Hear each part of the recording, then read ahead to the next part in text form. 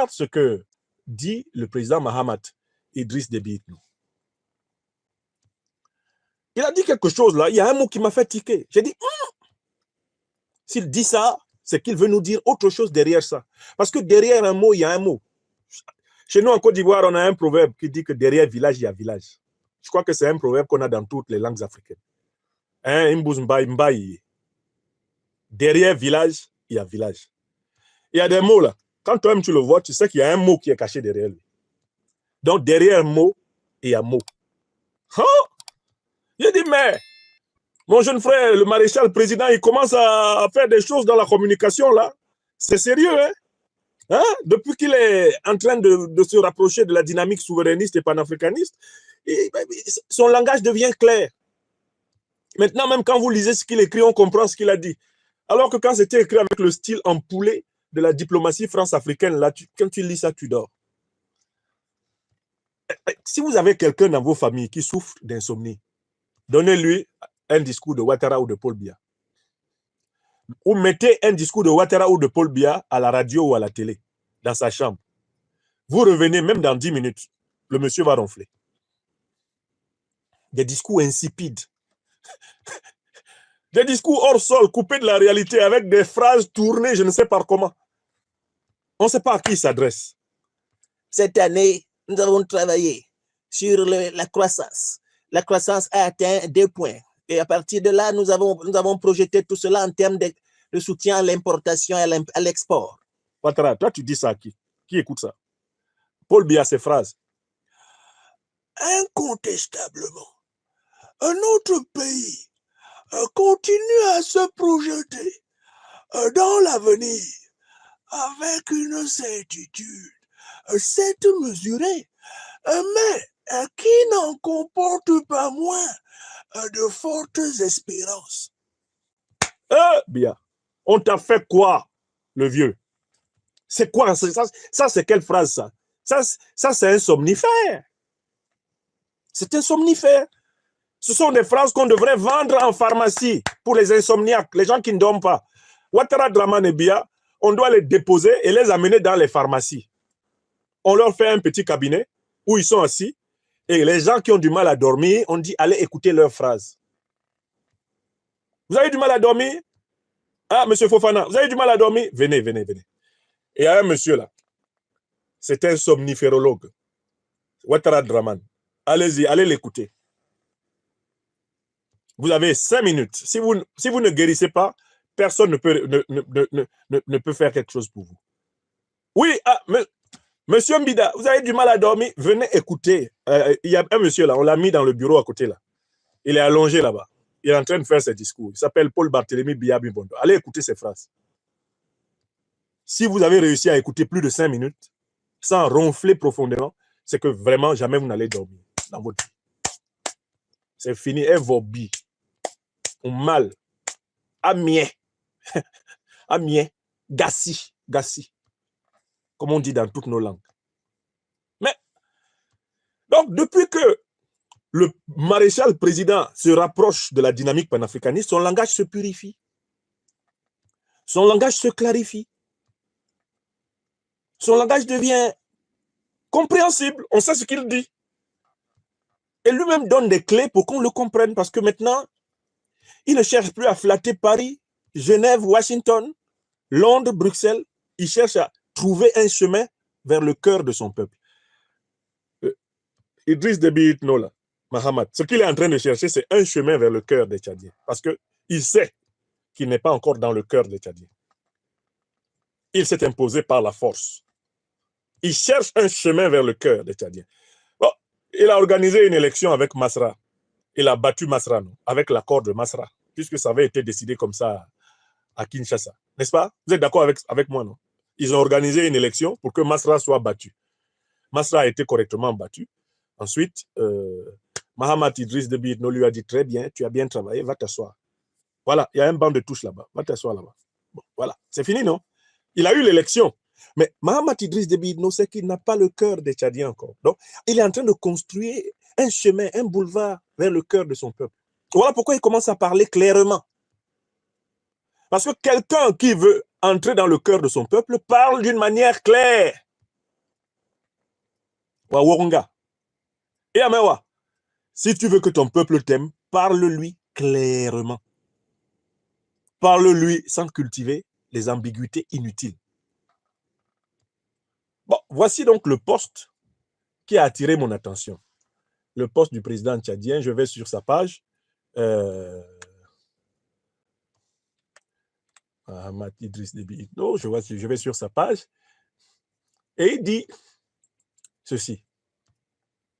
Suite à l'attaque perpétrée hier nuit par un groupe des individus mal intentionnés contre la présidence de la République, je voudrais adresser mes sincères condoléances aux familles des victimes héroïquement tombées, armes à la main, et souhaiter un prompt rétablissement aux blessés. Je voudrais également rendre un vibrant hommage pour la réactivité, la bravoure et le professionnalisme dont ont fait montre ces vaillants soldats dans la défense de la première institution de la République. J'exprime ma gratitude quant au soutien massif et instantané exprimé par le peuple tchadien à travers ses forces vives, mais aussi le soutien de pays amis et frères qui ont réagi face à cette tentative de déstabilisation. Il revient maintenant à la justice d'établir les faits, situer les responsabilités et appliquer toute la rigueur de la loi. Les assaillants de cette vaine tentative visaient à me vitrifier, mais ils ont été vitrifiés par la vaillance, la vigilance et le courage de la garde présidentielle. Je relis une deuxième fois la dernière phrase, parce que c'est celle-là qui m'intéresse. Les assaillants de cette vaine tentative visaient à me vitrifier, mais ils ont été vitrifiés par la vaillance, la vigilance et le courage de la garde présidentielle. Une troisième fois. Les assaillants de cette vaine tentative visaient à me vitrifier, mais ils ont été vitrifiés par la vaillance, la vigilance et le courage de la garde présidentielle. Quel est le mot-clé de cette dernière phrase? Moi, je ne commente que cette dernière phrase. Tout ce qui a été dit avant, c'est de la communication politique traditionnelle. Mais il y a quelque chose, il y a un gisement dans cette dernière phrase. Le gisement dans cette dernière phrase se trouve dans le mot vitrifié. C'est un mot qui a une histoire politique. C'est un mot qui a circulé d'un contexte précis jusqu'à la bouche du président Mahamat Idriss Déby Itno, le maréchal du Tchad, l'homme, eh bien, du départ des troupes néocolonialistes. D'où vient ce mot? Si vous allez chercher ce mot dans le dictionnaire, vous n'aurez pas son sens politique. Au sens du dictionnaire, que signifie vitrifier? Je vous lis la définition du dictionnaire. Larousse, dites-nous, dans la langue française académique, qu'est-ce que c'est que vitrifier? Vitrifier. Vitrifier, c'est transformer, c'est un verbe transitif qui veut dire transformer en verre par fusion ou donner la consistance du verre à une matière. Verre, V-E-2-R-E, transformer en quelque chose qui est en verre, un peu comme un verre. Donc, pétrifier quelque chose. Ça veut dire recouvrir d'une matière plastique transparente. Vitrifier. Deuxième sens, c'est envelopper de matière plastique. Bref, en fait, dans tous les cas, vitrifier, c'est neutraliser, c'est pétrifier, c'est faire que une réalité soit littéralement transformée en quelque chose qui est figé. Vitrifier, c'est tuer. C'est tuer. N'est-ce pas? Alors, si vous restez là au niveau du dictionnaire Larousse ou du dictionnaire Robert que je viens de lire, vous n'avez toujours pas le sens politique de cette phrase. Alors, il faut faire un effort. À ce moment-là, on va dans le livre d'un des individus les plus loufoques de cette époque, le porteur de mallette de la France-Afrique, Robert Bourgi. Je vous ai dit de ne pas acheter son livre. J'ai déjà acheté son livre pour vous. Tout ce qu'il a dit là, je vais vous dire par morceau. N'achetez pas, parce qu'il a déjà mangé tellement l'argent de l'Afrique que ça me fait mal que les Africains même achètent encore beaucoup son livre. Laissez nous autres, ceux qui veulent travailler sur le livre, qu'ils achètent. Mais n'achetez pas trop, parce que ce type-là, c'est trop. Il a eu l'argent des mallettes de tous les dictateurs africains. Il venait donner les mallettes aux autocrates français. Jamais lui ne s'est retrouvé au tribunal correctionnel pour ça. Moi qui reçois des dons publics, c'est moi qui suis au tribunal correctionnel. Bourgi, là, tout l'argent de l'Afrique qu'il a mangé. Pas un procès. Pourquoi? Parce qu'il mangeait ça avec les gens qui sont à l'Élysée. Vous voyez ça? C'est ça. On dit toujours que le poisson pourrit par la tête. Bon. Revenons à notre affaire. Le mot vitrifié a connu un sort dans le champ de la sémantique politique africaine dès lors qu'il a été prononcé par un miti dominici, c'est-à-dire un intermédiaire célèbre de la France-Afrique, c'est ce monsieur, monsieur Robert Bourgi. Rendez-vous à la page, pour ceux qui possèdent son livre, à la page, eh bien, 285. À la page 285. Je vais vous lire l'extrait dans lequel on trouve le verbe vitrifier, utilisé d'une manière singulière. Après, on reviendra au maréchal président Mahamat Idriss Déby Itno. On se demandera pourquoi il utilise cette référence. Et là, on va comprendre. Je vous lis l'extrait. Au soir du second tour, je maintenais qu'il avait été élu. Proche d'Alassane Ouattara, Nicolas Sarkozy a pris fait et cause pour la Commission électorale nationale indépendante. Dès lors, pour lui, il fallait que Laurent Gbagbo s'en aille, selon sa propre expression. Il fulminait. Sarkozy fulminait. Cette position m'a été confirmée lors d'un entretien à l'Élysée, début décembre 2010. Alors que la crise post-électorale pointait, il pestait en bras de chemise. Sarkozy pestait. Il me casse les pieds, ton Gbagbo. Mais pourquoi dis-tu mon Gbagbo? Je connais aussi tous les autres protagonistes. Il est victime d'un faux calcul de notre pays. Il voulait que je le persuade de quitter le pouvoir, qu'il foute le camp. En accord avec les partenaires européens et occidentaux, il était même disposé à lui proposer tous les égards dus à un ancien chef d'État. Une chaire d'histoire dans une université française, un salaire mensuel de 30 millions de francs CFA. Vous voyez comment on vend les postes dans les universités en France. Un salaire mensuel de 30 millions de francs CFA, versé par la présidence ivoirienne, une protection rapprochée, bref, la totale. Je suis alors retourné dans le bureau de Claude Guéant pour téléphoner à Laurent Gbagbo, investi le 4 décembre 2010. Son aide de camp m'a indiqué qu'il était remonté comme jamais, que Laurent Gbagbo était remonté comme jamais. Il m'a pris malgré tout au téléphone, très agacé, il me dit « Alors Bob, Bob, il y a quoi? Qu'y a-t-il » Laurent Gbagbo demande à Bob. Et le fameux Bob, c'est-à-dire Robert Bourgi, répond à Gbagbo, « Laurent, on se connaît depuis plus de 20 ans, tu es le tonton de ma famille. Je t'appelle du bureau du secrétaire général de l'Élysée. Je sors de celui du président de la République. Voilà ce qu'il te propose. » Et aussitôt, Laurent Gbagbo répondit, « Bob, écoute-moi bien. Dis à Sarkozy que je serai son Mugabe. Je refuse. Je ne capitulerai pas. Je vais prendre d'assaut l'hôtel du Golfe et je comprends que tu n'es plus mon ami. » Ces propos m'avaient extrêmement chagriné. Nous sommes retournés dans le bureau du président Sarkozy qui nous attendait dans un canapé. Apprenant le rejet de ces propositions, je le vois bondir d'un coup. Il dit, dès demain, je le vitrifie. Sarkozy de Nagui Borcha, ce bout d'homme bondit sur ses jarrets et s'écria, dès demain, je le vitrifie. Dès demain, je le vitrifie. Dès demain, je le vitrifie. Et Bourgi de commenter en disant, la suite est connue. À la page 285. Voilà donc le contexte dans lequel le concept de vitrification est devenu un concept de la politique africaine. C'est la bouche de Nicolas Sarkozy qui a utilisé ce concept. Maintenant que nous connaissons le sens politique du concept de vitrification, c'est-à-dire le fait pour un dirigeant français d'éliminer un dirigeant africain, le fait pour un dirigeant français d'utiliser la puissance de l'armée française pour écraser un dirigeant africain, maintenant que nous connaissons la définition politique de la vitrification, nous pouvons revenir maintenant auprès du président Mahamat Idriss Déby Itno et nous poser la question suivante. Mais pourquoi utilise-t-il le concept de vitrification? Est-ce que le président Mahamat Idriss Déby Itno utilise le concept de vitrification au sens ordinaire de la langue française, tel qu'il est défini dans le Larousse? Ou est-ce qu'il l'utilise au sens politique, c'est-à-dire au sens de l'action de tentative d'assassinat, voire d'assassinat, d'un dirigeant africain par un dirigeant français, colonialiste ou néocolonialiste? La question est posée.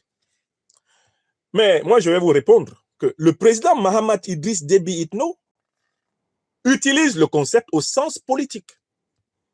C'est une accusation indirecte contre le néocolonialisme français. Il nous indique que l'attaque de son palais est quelque chose qui est compatible avec les intérêts du néocolonialisme français, dont il est en train de débarrasser les troupes de son pays. Vous me demanderez comment l'a-t-il indiqué? Par une simple technique stylistique qu'on appelle l'insistance ou la répétition. Il dit ceci, lisons la phrase. Les assaillants de cette vaine tentative visaient à me vitrifier, mais ils ont été vitrifiés par la vaillance, la vigilance et le courage de la garde présidentielle. Le fait qu'il répète le mot vitrifier est une manière pour le maréchal président tchadien de nous dire c'est vitrifié au sens de Bourgi et de Babo et de Sarkozy. C'est vitrifié au sens de Bourgi, Babo, Sarkozy, l'affaire Babo, Sarkozy, Bourgi là. Le sens qui a été donné au mot vitrifié, c'est à ça que je fais allusion. Mais comme vous risquez d'oublier, j'utilise vitrifié 2 fois. Pour vous dire vitrifié, vitrifié, vitrifié, vitrifié. Si votre cerveau dort, vous n'avez pas compris que je suis en train de vous parler de ce dont Bourgi parle dans son fameux livre. C'est le sens politique du mot vitrifié.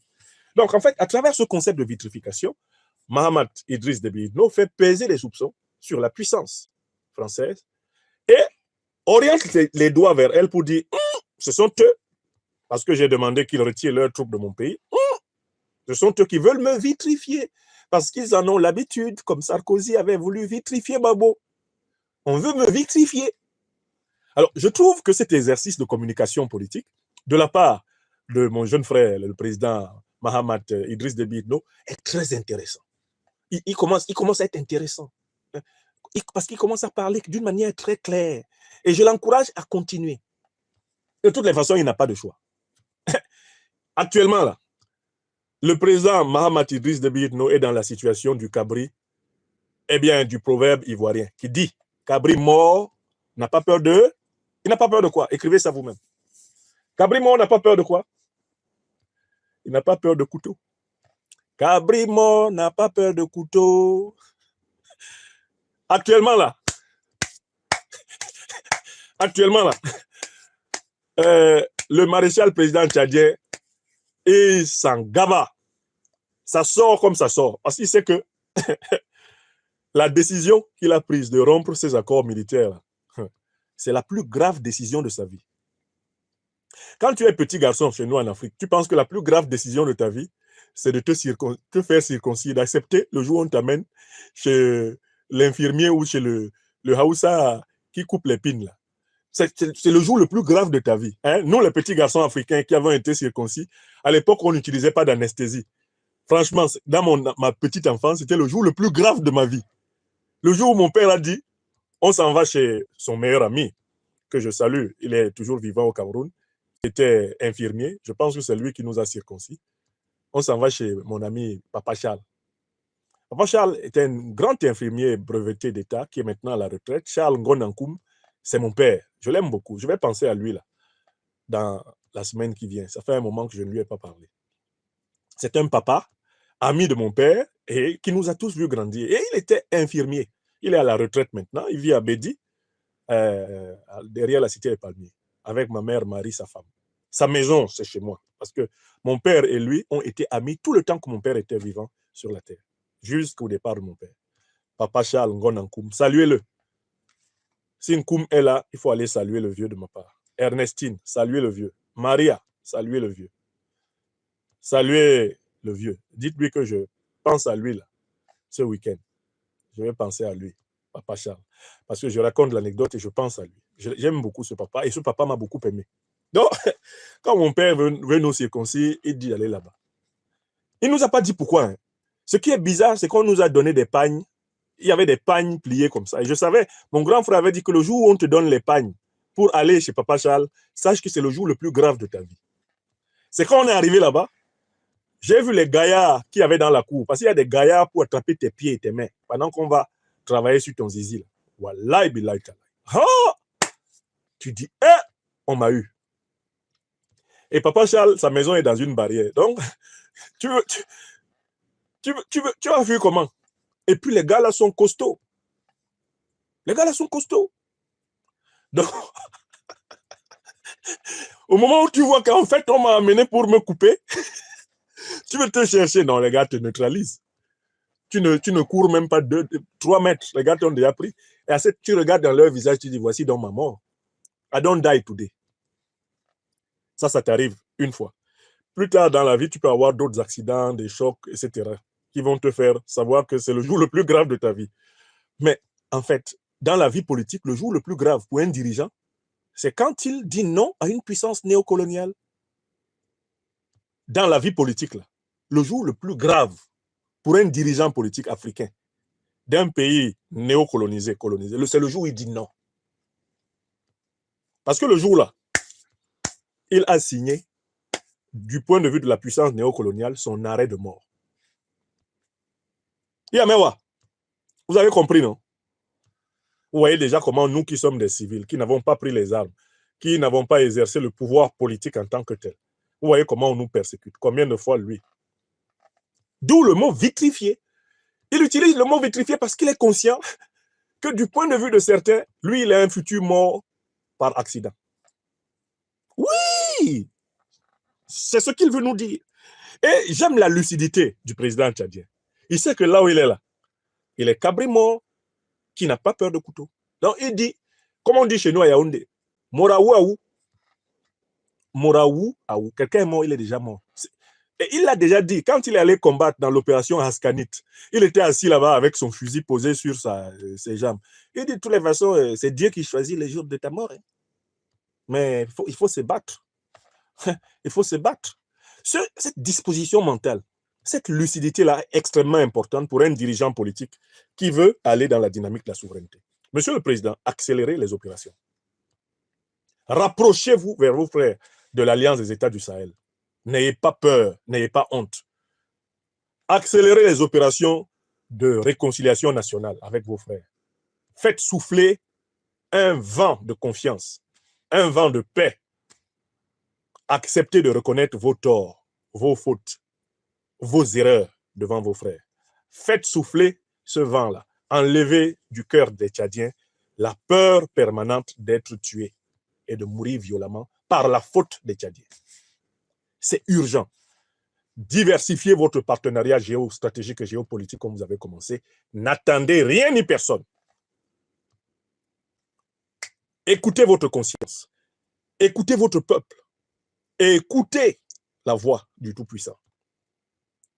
Quels que soient les défauts, les crimes que vous aurez commis dans l'exercice de ce pouvoir qui, comme tout pouvoir humain est éphémère, si vous faites l'effort de vous repentir et de servir authentiquement votre peuple pourra vous trouver une place dans son cœur. Et c'est la plus belle des places pour un homme sur la terre, être aimé par les siens. Pour y arriver, Monsieur le Président, il vous faudra une révolution personnelle plus profonde que ce que vous avez fait jusqu'ici. Mais vous êtes sur le bon chemin. L'erreur qu'il ne faut pas commettre, c'est de penser que vous pourrez manger à tous les râteliers, gagner à tous les râteliers. Ça ne marche pas comme ça, cette affaire-là. La décolonisation est un choix radical. La souveraineté, c'est un choix radical. C'est l'affaire d'une vie. C'est le sens d'une vie qui est décrété quand vous dites armée française quitter le sol tchadien. Ce jour-là, vous avez changé votre vie. C'est terminé. C'est comme le... Si vous vous souvenez du jour où on vous a circoncis. Bon, chez les musulmans, on fait ça tellement tôt. La plupart de mes frères musulmans, parfois, ne se souviennent pas. C'est un jour grave. Le jour où vous leur dites non, non, non. C'est ce que je voulais vous dire et je tiens à vous remercier, mes chers amis.